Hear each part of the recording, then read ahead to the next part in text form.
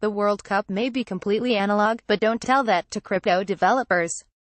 Soft launching now, a new company called Crypto Strikers is entering the so-called crypto collectibles market with tokens commemorating the stars of this year's World Cup. The thing is, the tokens it's offering aren't the same you'll see listed on a popular market index like CoinMarketCap. Rather, Crypto Strikers is the latest example of something called an NFT, or a non-fungible token, a term that just might be becoming the buzziest product category in blockchain today. That's because while they first got noticed when CryptoKitties went viral, NFTs continue to garner attention from entrepreneurs.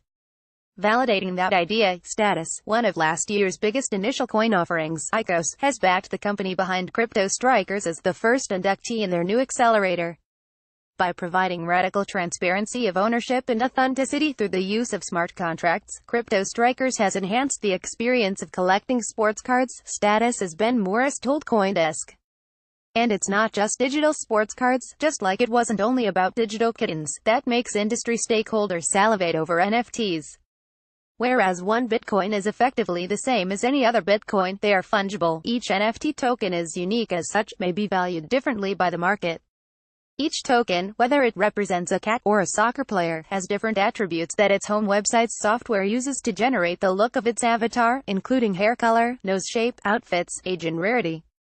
Because NFTs have specific qualities that should play to people's interest in real-world collectibles, crypto insiders hope they can bring the general public into the ecosystem. They've already done so somewhat, a point investor Ariana Simpson of Autonomous Partners spoke to an AQ. I actually believe CryptoKitties are a widely misunderstood phenomenon, she said during the show, adding, I believe gaming and non-fungible blockchain-based assets will be some of the first consumer applications that really hit mainstream.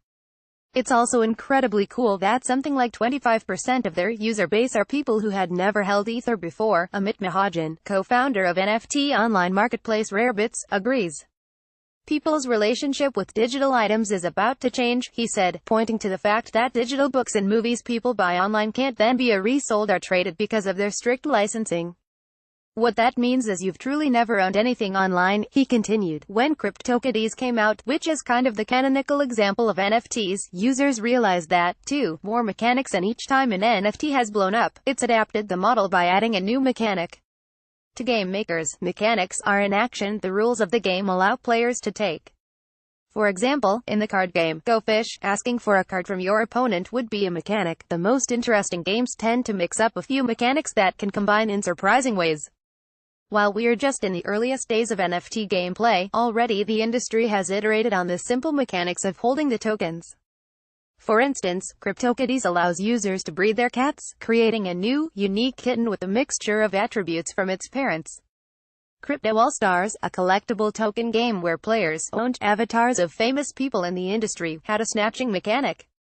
If someone bid a price 20% more than the last person had paid, they got the token whether the previous owner liked it or not, although the previous owner got a profit, too. And Crypto Strikers is taking the mechanics a step further. Currently, Crypto Strikers offers 2 different packs of 4 cards. The standard pack sells for 0.025 ETH and will go off the market on July 15th. The premium pack, there are only 500 of these packs available, is more likely to contain very rare cards and went up for sale on May 14th for 0.05 ETH. Intriguingly, on Thursday, it was also offering standard packs in exchange for CryptoKitties, though this offer was only good for a limited time. That may have been because creators were trying to signal that their project has similar significance to the original ERC-721 token, whose cute cats made Ethereum almost unusable in December. But above that, Crypto Strikers adds a mechanic whereby users don't know which cards they will get in their purchased pack, just like with physical sports cards. And as their real-world counterparts, Crypto Strikers has built a trading platform into its website that allows not only for trading between cards but also selling the cards for ETH. Crypto Strikers declined to comment to CoinDesk. User builds, but building out new mechanics doesn't have to be relegated only to the game's developers. Because NFTs are decentralized, the code bases are open source and can be used by other entrepreneurs or enthusiasts to create new user interfaces or gameplay on top of it. For instance, entrepreneurs took CryptoKitties code and built 2 separate applications for the Fluff Balls, kitty hats, which allow users to purchase accessories to adorn their kitty, and Kitty Race, a race car game that allows the kittens to take the driver's seat. One way to start envisioning the future of NFTs by looking at the evolution of trading card battle games. Magic: The Gathering is a wildly popular collectible card game of monsters and mages on paper decks. Its creator, Wizards of the Coast, released the first set in 1993 with a rule set for playing the game, but it wasn't long before fans started developing their own games with the cards. Then Blizzard released Hearthstone in 2014, a super popular digital card game played over the internet. It shares a lot of characteristics with Magic, but because it's computerized, it can add fun effects and interactivity that Magic can't. Yet, because it was created by a centralized company, cards can't leave their initial platform and users can only play the games its makers provide. Several NFT providers have begun iterating on this idea. According to Status's Morris, Crypto Strikers seems headed in that direction. As an open-source project, we really liked their vision of having the community build their own games and applications on top of their platform, he said. And another company, MyEthereum, is in that arena as well. Speaking about MyEthereum, Devin Finzer of OpenSea, another NFT marketplace, told CoinDesk, "There's a card game that I think a lot of people are excited about. Their vision is, we want to build the ability of anyone to build a card game on top of it, and user experience. Still, most NFT enthusiasts agree that the industry has a long way to go when it comes to user experience. The interfaces for these games are buggy and confusing. In purchasing 2 standard Crypto Striker packs to test out the game, I found that moving them to auction was slow and cumbersome, taking a surprising number of steps that burned a lot of ether in gas fees. And user experiences like this can break a game. The niches or the industries that best take advantage of the NFTs will be the ones that make the user experience seamless," Harrison Hines of the forthcoming token offering platform Token Foundry told CoinDesk, adding, "You're going to need to disguise all the unfun things about blockchain, but that's also more about the ever-evolving decentralized application (DApp) layer that's being built on blockchains. And currently that's still not exactly the vision everyone expects." Even with a significant amount of initial buzz, these projects haven't succeeded in garnering the user base that more traditional apps have, plus apps have struggled to keep the users they do entice occupied.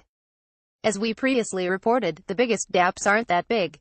Status, which is sort of like a WeChat for Ethereum users, plans to chip into making NFTs more user-friendly by incorporating the technology into its platform, according to Morris.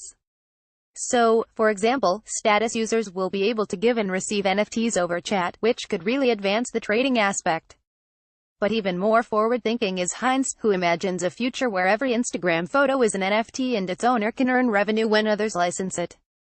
On top of that, celebrities and brands could sell updatable photos, building an ongoing relationship with fans and limitless upselling opportunities. Imagine, Hines said, if Justin Bieber sold an NFT photo of himself on an app, and then the fan who owned it met him in real life and got him to sign that photo. Now you can update it so his autograph is forever tied to that item, Hines said. But there's a lot of technology, especially scaling technology, that needs to be built between here and there.